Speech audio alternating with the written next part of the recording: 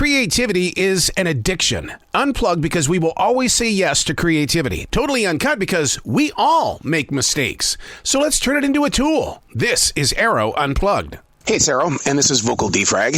Vocal defragging is giving yourself the opportunity to ask yourself the questions and then question the answers. Too often, we'll ask questions and then we settle for the answer, knowing that it's not really the full answer that we deserve. We would rather piece part our lives together instead of having the full metal jacket.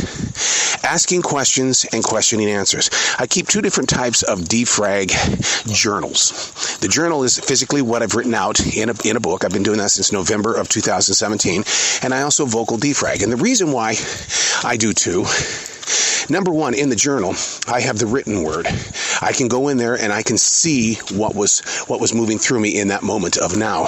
Whereas with vocal defragging, I don't see the word, I hear the word.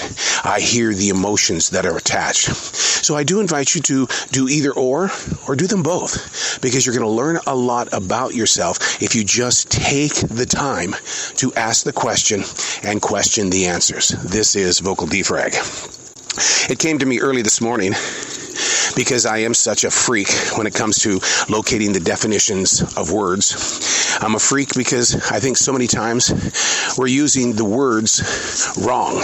We don't know what a particular word means, and sometimes the action and reaction from others who do know the definition of the word is like, well, what did you just say?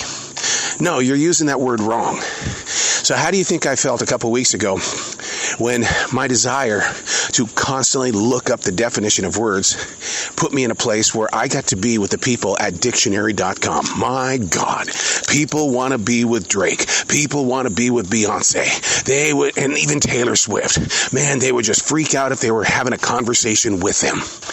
That's how I feel about dictionary.com. This guy who loves looking up words, the definitions, and the spelling, the proper spelling, was with the people at dictionary.com. So I love trying to get the right definition and to get it right. So it hit me today. The definition of blank. That's the seed I want to plant right now. The definition of blank. I thought for a moment, because I wanted to know why that was the first thing I put on the page this morning in my daily writing. The definition of blank. And then another word came. That's what I like about writing, man. It ain't going to come at you all at once. It's going to come at you in pieces parts. And here's the word that went into that blank. The definition of me. Oh, man. Hey, wait. Everybody has their own personal definition of who you are. They live off that definition of who you are. It's their definition, not your definition. So I ask, what is the definition of you? Don't ask them, because they got their own. You need to understand what your definition is, because that's going to help you understand why you are in the place that you are and why things keep moving around in circles as if to be happening over and over again. History does not have to repeat itself. The only reason why it repeats itself is because we allow it to repeat itself, because we don't want to extend our reach beyond where we are comfortable and where we feel security. So I want you to think about that for a moment. What is the definition of you? How do you put yourself in a position of defining yourself? I'll give you a good example. For years, 2 decades, I naturally assumed that my definition was, I'm a radio guy. I'm a broadcaster. But if you go back and listen to all of my air checks and presentations, you don't hear the radio guy. What you hear is a storyteller, somebody who was hell-bent on making sure that listeners got more than just, hey, here's another 4 in a row without talk. By the way, if you're driving down I-77 right now, blah, blah, blah, blah, blah, blah, blah, blah, blah. That wasn't me. I wanted to share the story. I wanted to put something into that presentation that someone could hold on to longer than the 15 seconds it took me to talk over that song intro. And then it occurred to me, you're a writer.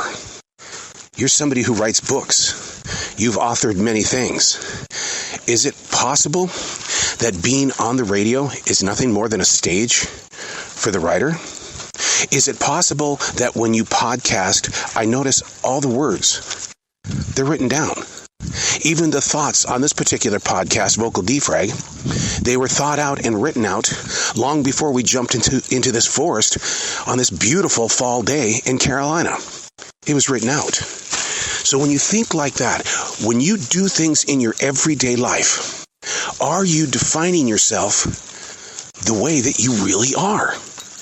Is it a self that you can look at in the mirror and say, this is my definition. I choose to accept it or not to accept it.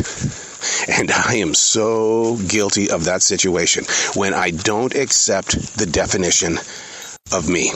Because then I want to rewrite it, just like our history, our past, those moments in our life where we were doing things that didn't go right, and we came up with a good explanation so we wouldn't be judged by others. What is the definition of you?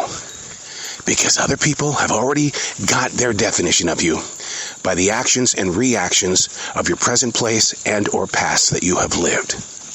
When you give somebody a plan and purpose to build their own definition of you, then you got to live it, because they've already made up their mind, and they're going to say that you're set in your way and that they don't need you because of this reason. Give you a good example. I played a lot of Michael Bolton, Rod Stewart. I played a lot of Hootie and the Blowfish in my days of radio of the 80s and early part of the 1990s. But who was I as an on-air talent, as that performer? I got long hair. I like rock. I like metal. But what the hell was I doing on an adult contemporary radio station other than collecting paychecks? Oh, yeah. Man, you're going to pay me to do this? And that's all I have to do is do that? But it didn't define who I truly was. A classic rocker. Somebody who happens to love that particular sound.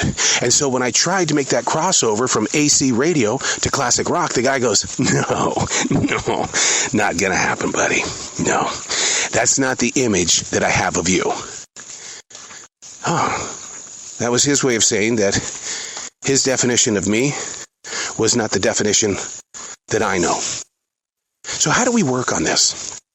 By making it known. By letting people know when they have wronged you. Don't go and wrong them back and have a pissing contest of some sort. Help them understand what your definition is. Let them understand that you have a purpose and a process of growing in a progress that's been taking place long before you probably even met that person. What is the definition of you? When they put me on the essential job and I was there till late at night, that meant I wasn't getting to bed until 2, 3 o'clock in the morning to be in the studio for my podcasting by 7, 8 o'clock in the morning. I was only getting like 5, 6 hours of sleep. So when I went to them and I said, I need to let you understand my definition, they worked with me because they didn't know. They just thought I was somebody that was a big team player and loved to motivate the asses out of those that didn't want to be there. Yeah, it's a little bit more than that. It is. Candy-coated plastic bathroom mirror smiles will get you anywhere you want to go. Problem is, though, is that those smiles, those fake smiles, they will put a definition on you as judged by those around you. So ask the questions. Question the answers. Don't be afraid to have an argument with yourself. I'd rather you do that than do it with somebody who doesn't know your definition. I'm Arroe, and that's Vocal Defrag.